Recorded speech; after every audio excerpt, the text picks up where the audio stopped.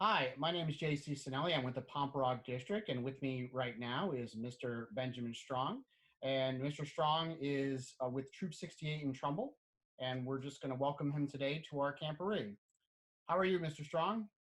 I'm doing great, thank you. It's a pleasure to be here. Thanks for coming today. Um, First, I know you've been involved in scouting for a long time. Can you tell us a little bit about your history with the Boy Scouts of America?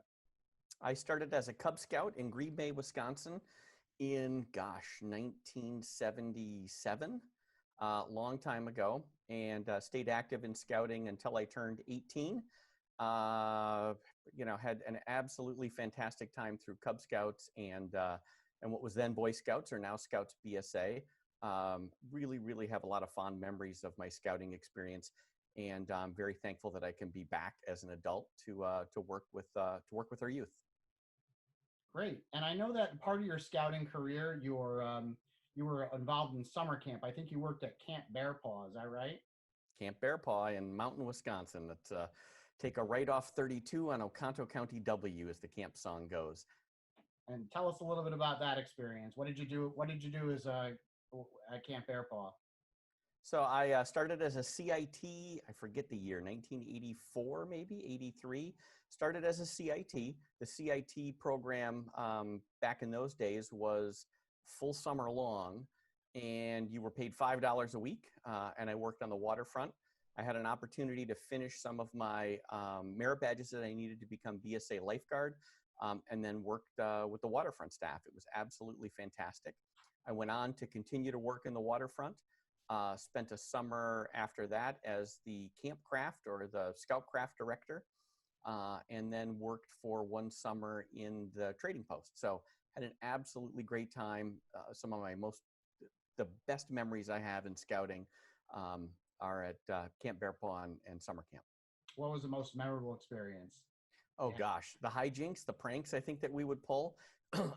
In July, so 6 months from Christmas, we would run what we called Christmas Week, which was the most popular week, or at least one of the most popular weeks for kids to come up to camp. So it was around July 25th, and the waterfront staff would have this giant battle with the kitchen staff, and the kids, all the scouts would line up along the amphitheater that we had down by the waterfront, and we would make all kinds of contraptions. We would be hurling water balloons at the kitchen staff, who were the Grinches, and the waterfront staff, who were the elves. The Grinches would be launching flower bombs at us and all kinds of things, and it was a great time to just kind of let loose as staff, and the scouts and the scouters. Always had a fun time watching it, but that's probably the best kind of craziest memory from summer camp. That's fantastic. And I'm sure every scout has a great memory of summer camp. Tell me a little bit about after you aged out of scouting, as they say. I know you went on into the service. Is that right? I did, yep. In 1987, after I graduated high school, I joined the United States Air Force, went down to basic training in Texas at Lackland Air Force Base, and then moved into our technical school, or I went to aerospace physiology school at the U.S. Air Force School of Aerospace Medicine. You're probably wondering, what is aerospace physiology? So I worked in the altitude chamber. I worked helping air crew members, so pilots and navigators, load masters, anybody who works in an aircraft that's flying, and I taught air crew survivability. So lots of different things can happen to your body when you're flying, and you have to learn how to take care of yourself. And our job at the altitude chamber was to teach all the different physiological aspects, or all the different things that can happen to your body when you're flying, whether it be kind of the increase in pressure within your body. So, kind of all kidding aside, but when you fly in an aircraft, you fart a lot. Um, we taught what happens when your ears are popping and you can't clear your ears. Some of the other physiological conditions that can happen inside your body, whether it be in your bloodstream or with your central nervous system. And then my favorite part, which really kind of links back to being a scout, was air crash survivability. So once you ended up ejecting and on the ground, how could you navigate using a map and compass to a safe place to be repatriated or to be rescued by combat search and rescue? how could you forage in the woods if you had to live in the woods or in the wilderness for a while? How could you camouflage yourself or protect yourself um, sleeping in the woods? So a lot like wilderness survival merit badge. So pioneering, orienteering, wilderness survival, first aid, all of those skills that I learned in scouting, I was able to apply to my job in the Air Force. It was a great time. So it'd be fair to say that scouting gave you a good foundation for when you went off into the Air Force. It gave me a fantastic foundation. I really feel lucky that I had that time as a scout. It set me up for success. Now, being in the Air Force wasn't the only time that you served your country. Is that correct? No, I've pretty much been in service since I left to join the Air Force. So after the Air Force, I did 4 years in the Air Force. And one of the things I was lucky to, some of the training I was lucky to receive in the Air Force was emergency medical technician training, or EMT training. And I took that EMT training and started volunteering in a fire department. And after volunteering for a year and then getting out of the military, I was able to get a job as a EMT, and then eventually went to the paramedic academy. And after a year of training, became a paramedic and was a paid paramedic in Maryland, just outside of Washington, D.C. for just a little over 7 years. Again, another great experience, and one that paralleled my scouting experience, or an opportunity for me to use some of my scouting skills in my paramedic career. And are you still a licensed paramedic now? You know what? That training was so challenging and so worthwhile that even though I don't practice right now as a clinical paramedic, I've maintained my paramedic certification for 20 some years. Yeah, I don't want to let that go. And I'm able to continue to use my paramedic skills as an adult scouter, here within Connecticut Yankee Council. So it's still paying off. That's fantastic. And then after you worked in Maryland, what did you do? So after I got out of the fire department, I went to work for the Federal Emergency Management Agency. So I was working for FEMA. Those are the folks who respond to disasters. And I was working in our Urban Search and Rescue Division. So the USAR, or the Urban Search and Rescue Division, a lot of scouts think of search and rescue as out in the wilderness, or you're searching over tracts of land. And our focus in urban search and rescue was building collapse, post-hurricane searches, earthquake searching for folks trapped in buildings. And I actually started working at FEMA in June of 2001. So little did we know what was going to happen a couple of months later. And I really, we became so much busier and much more involved in our mission after September 11th. And I stayed with FEMA in the Urban Search and Rescue Division until 2004, when I went to work for the United States Coast Guard. Okay. And during 9/11, you were actually working down in Manhattan, Lower Manhattan, isn't that correct? Yep, I was down at the pile, or at the site of the World Trade Center for 2.5, 3 months. Working every aspect of it. There was so much more than searching. So as the Federal Emergency Management Agency, besides providing the firefighters and the emergency responders that would be, looking for survivors and looking for things in the rubble, we had to provide the administrative support. We had to rebuild the New York Fire Department's cache of equipment, or their entire complement. Just like a patrol's got a patrol box and a troop has troop equipment. Well, a team of emergency responders has a patrol box, or they've got a large complement of equipment that they've got to use to get their job done. One of my jobs when I was there was to buy all that stuff, to secure all that, provide mapping, provide some medical logistical support, and just kind of provide, I don't want to say general supervision, but leadership. So not that different from what a senior patrol leader or a patrol leader might have to do. So again, my scouting experience was able to pay off professionally. And then all this time while you were having this hands-on practical experience, you also got an education too, isn't that right? I did. I was lucky enough to leverage my GI Bill, and I have a Bachelor's of Science degree in Emergency Medical Services Management and a Master's of Science degree in Emergency Health Services Management. So not that different from a public health degree, but on the kind of first response and emergency response side of the house. So tell us a little bit about what you do now.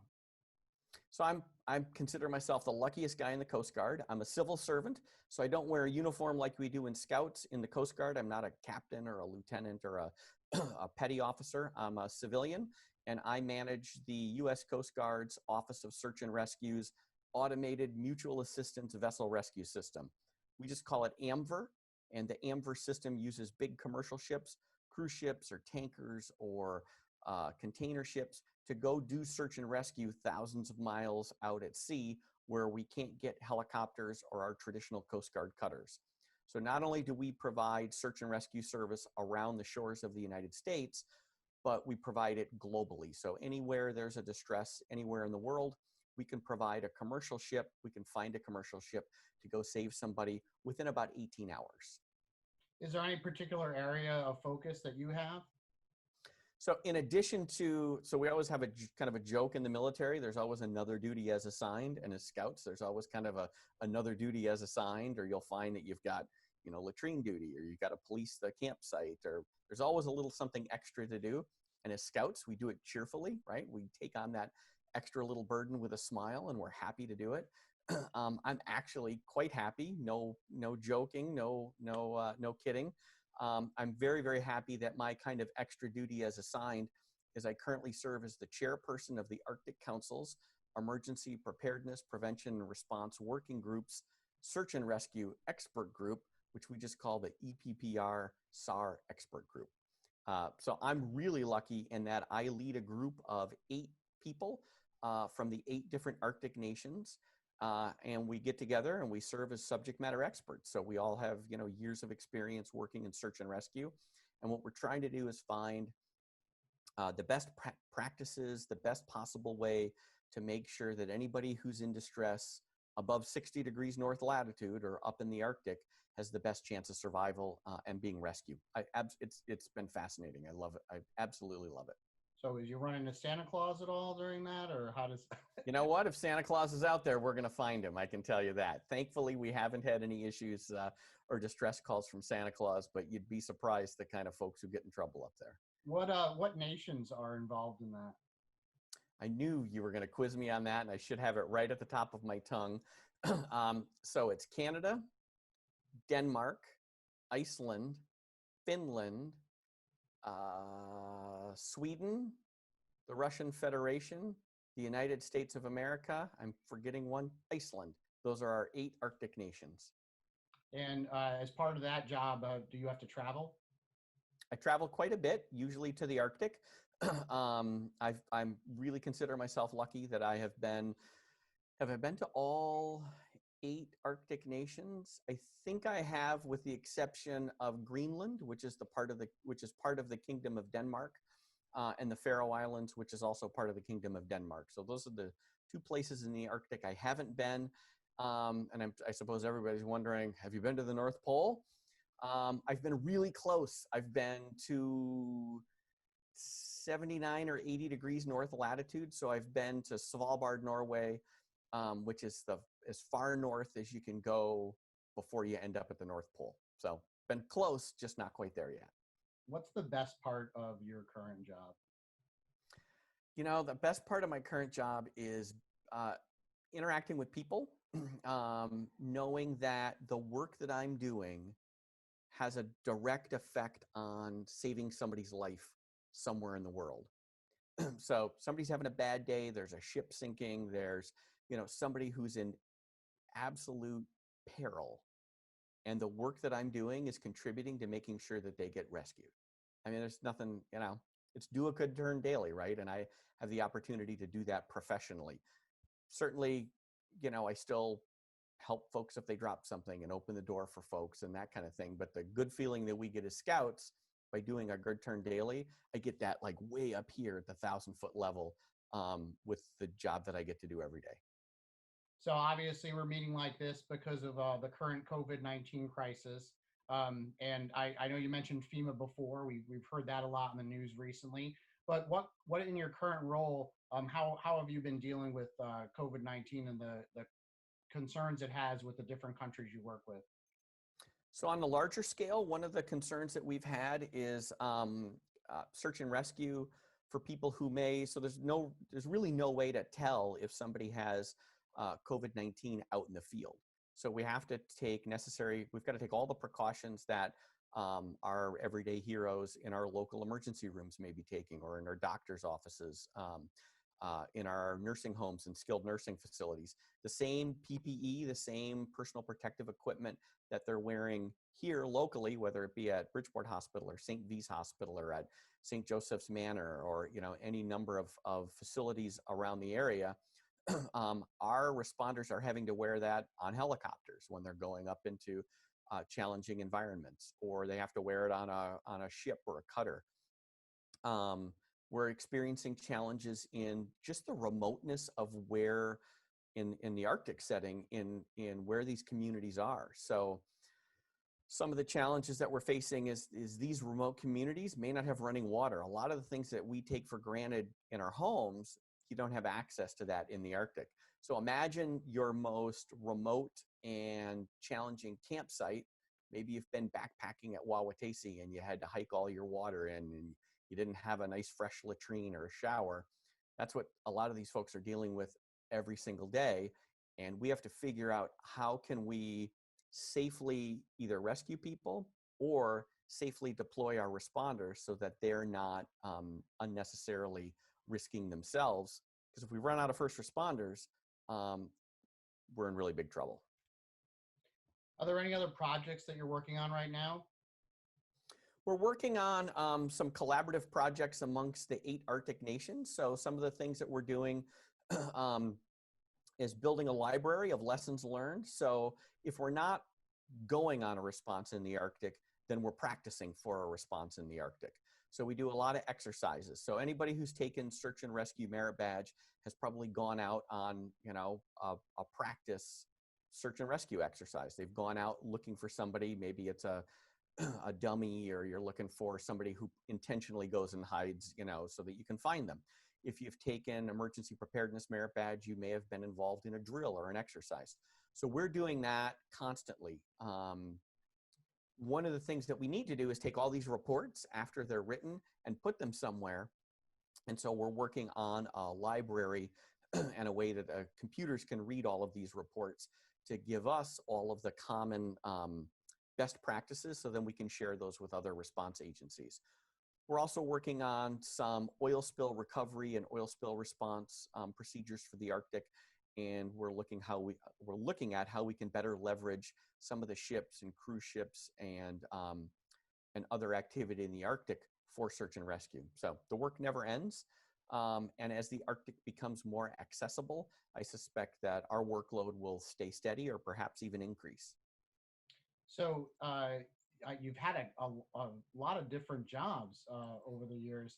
Do you have any words of advice for any scouts that may be watching that are interested in going into either public service, public health, or into the armed forces?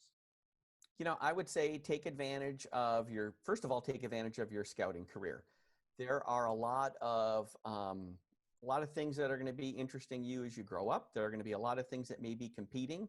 Take advantage of the time that you have in scouting, and take advantage of that time that you may have outside of scouting. So maybe you're into athletics or the band or different clubs.